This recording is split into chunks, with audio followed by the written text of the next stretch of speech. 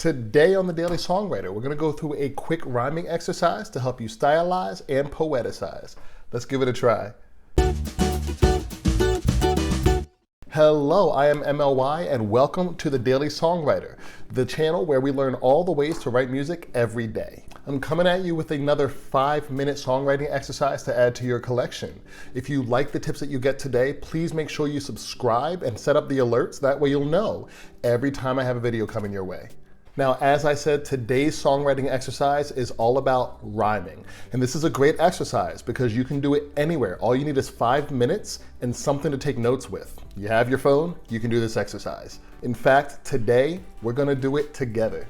Now, this quick rhyming exercise comes from our friend Gary Ewer over at secretsofsongwriting.com. I'm gonna make sure to put the link in the description below if you wanna go check it out. Now, before we get into the exercise, I think it's helpful to review a few of the different types of rhymes. We want to help you break out of the box that you might be used to and find some new ways to pair words together. This list is not nearly all-inclusive, but you'll find that these are the most common types of rhymes that you tend to hear in the songs that you enjoy. The first type of rhyme is called the perfect rhyme. These are your rhymes that end on the same sound, regardless of the consonant that they start with. Examples might be cat and hat, you and through, claw and draw. Now, these are strong rhymes and they resonate with us. We tend to be drawn to these quicker because they're the ones that we grew up with. If you think about your nursery rhymes, your lullabies, your storybooks, if they used rhymes, chances are they were perfect rhymes. But as songwriters, we want to be very careful about overusing these because if you're not mindful about that, you can very easily drift into cliche territory.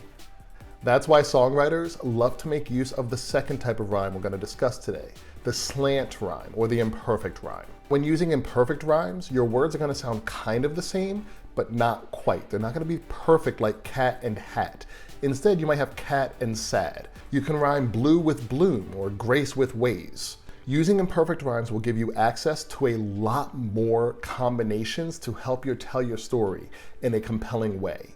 Because our brains are so used to hearing those perfect rhymes, when you use imperfect rhymes, you're going to subvert the listener's expectations and they're going to lean in a little bit closer to see what else you have up your sleeve.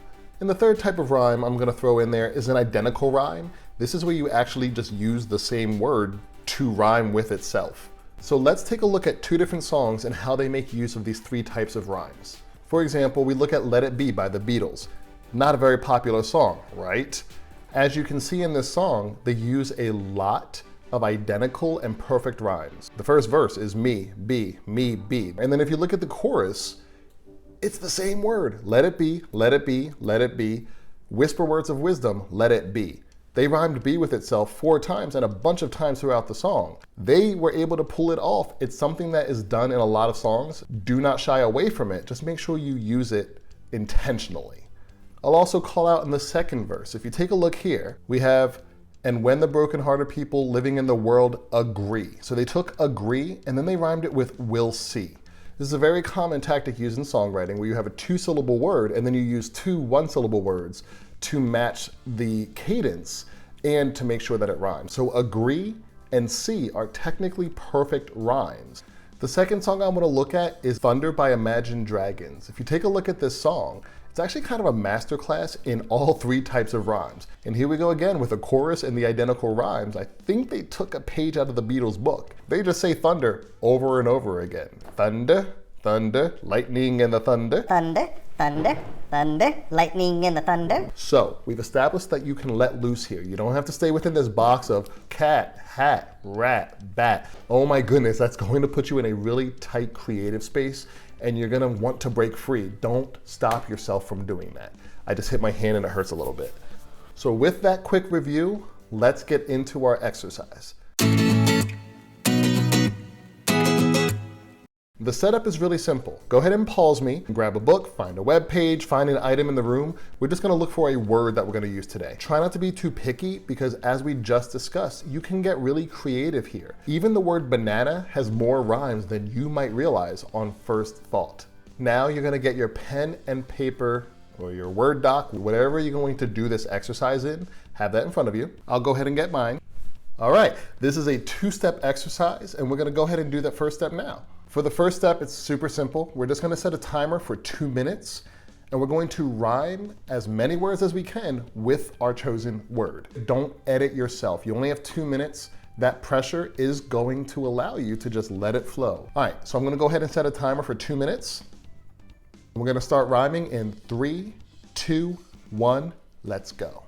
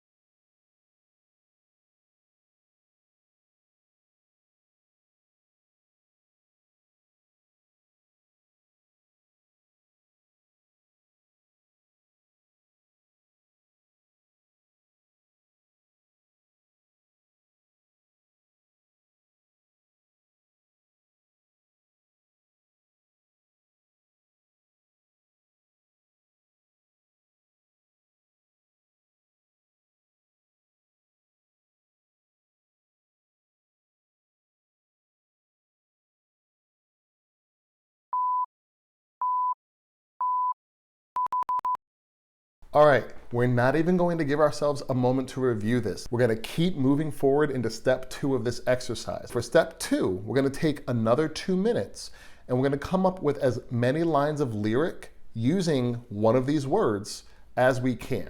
Do multiple lines for one word, you can do 1 line for each. You might get 3, you might get 10. So, timer up, and here we go again in 3, 2, 1, bye.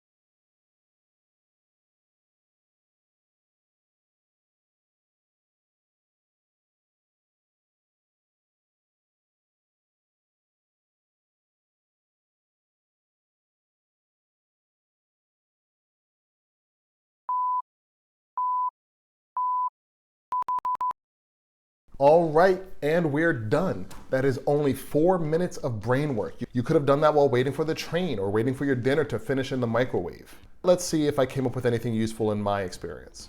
Others call it love. I call it going through a phase. So this is a line that I'll actually lean on to create a theme for a song. Maybe it's someone who's kind of humbugging the whole thing. Maybe they believe that you can fall in and out of love and still live a rich, full life. I don't know yet. I just did the thing, but I know that this is going to help me in the future with a song. What else do I have? Blowing through my paycheck like it's minimum wage. Maybe this is someone who's spending their entire paycheck on one person. Maybe it's love, maybe it's frustration. Maybe it has nothing to do with love and a relationship. Maybe this is just a person who's broke. You can write a song about whatever comes to mind, just from that line of lyric. So in addition to getting some exercise in today, I've actually managed in 4 minutes to come up with 3 to 4 song ideas that I can later turn into songs. Yeah, I'd say that was a good use of 4 minutes. Go ahead and store these song seeds if you'd like, or if the inspiration is striking you right now, sit down and write the song. Please share any lines of lyric that you came up with down in the comments. I'd love to see how the exercise turned out for you. And then come on back when you're feeling a little rhyme blind and you need to realign. And if you've got the time, we can do this exercise together again. Sounds fine. Warning, side effects of this exercise may include overriding and speaking in iambic pentameter. Thank you so much for joining me today. Y'all have been amazing, and I've been MLY. Happy songcrafting, and I will see you next time.